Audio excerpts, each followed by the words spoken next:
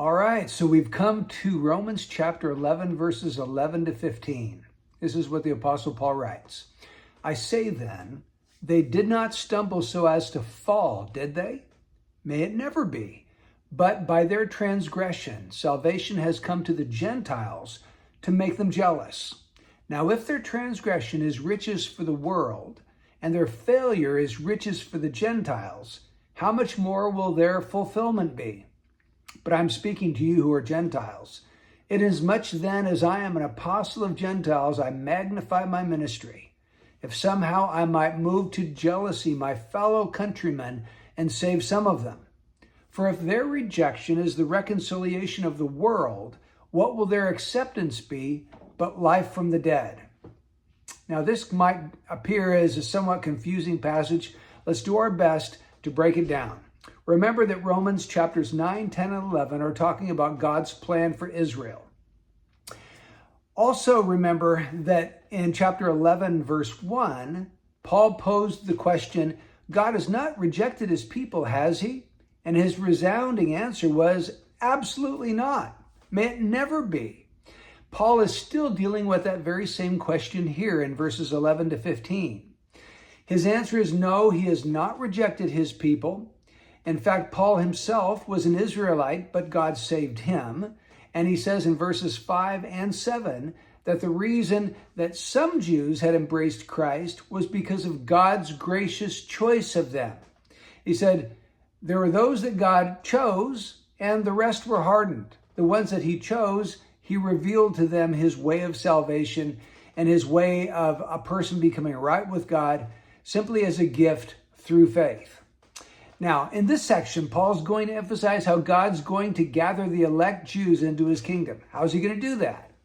Well, it was through the Jews' transgression and rejection of Jesus Christ that God is going to bring salvation to the Gentiles. And he's going to do this on a mass worldwide scale. All of the various nations of the world will have representatives who will come to Jesus Christ and be saved. So throughout the entire world, these Gentiles are going to be coming to Christ, receiving the forgiveness of sins and everlasting life. And when the Jews see the blessing that comes upon these Gentile nations, it will move some of them to jealousy, and they too will come to Christ and be saved. And we know this is what Paul is talking about because 3 times in chapters 10 and 11, he mentions this fact of the Jews being jealous of the Gentiles coming to Christ, and so some of them are converted as well. For example, in chapter 10, verse 19, he says, I will make you jealous by that which is not a nation. And then in verse 11, he says, but by their transgression, salvation has come to the Gentiles to make them jealous.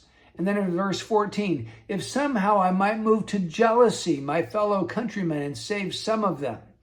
So we can see that this is how God is going to fulfill his plan for the nation Israel. God has a plan to save a full number of elect Israelites, and the way he plans to save them is by making them jealous of his salvation and blessing that he's bringing to the Gentile nations of the world. And so Paul's point seems to be this: if God can overrule the rejection of the Jews to bring such blessing to the world, just think of what great blessing he can bring through their salvation. If their rejection brings blessing to the world, how much more will their acceptance or their embrace of salvation, how much blessing will that bring to the world? Now, in chapter 11, verse 12, Paul speaks about the fulfillment of the Jews. Let me read that to you again. Now, if their transgression is riches for the world, and their failure is riches for the Gentiles, how much more will their fulfillment be? What is he talking about by the fulfillment of the Jews? Well, this is in contrast to their transgression, to their failure, and to their rejection. Read carefully those verses again. Their fulfillment is the opposite of their transgression, their failure, and their rejection. And those words all speak about their rejection of Christ. So their fulfillment must be their acceptance of Christ. Now, interestingly, in verse 25, Paul speaks about the fullness of the Gentiles being come in. Well, the very same Greek word used for the fullness of the Gentiles is used for the fulfillment of the Jews. So I believe that what Paul is doing is he's speaking about the fullness of the elect Gentiles in verse 25, and he's speaking about the fullness of the elect Israelites in verse 12.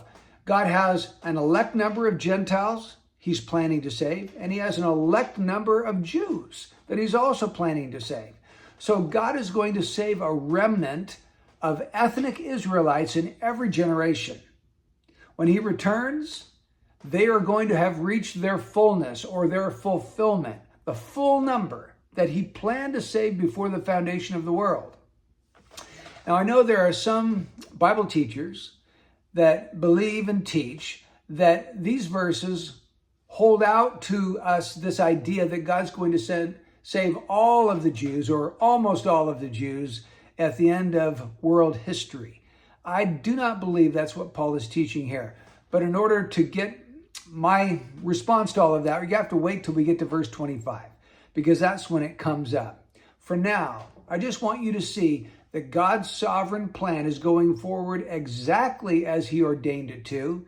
All of the elect Israelites and all of the elect Gentiles are being saved exactly the way God planned it before the foundation of the world, and we can have absolute and complete confidence that God's plan is going to prevail in spite of the madness that we see around us in this fallen world.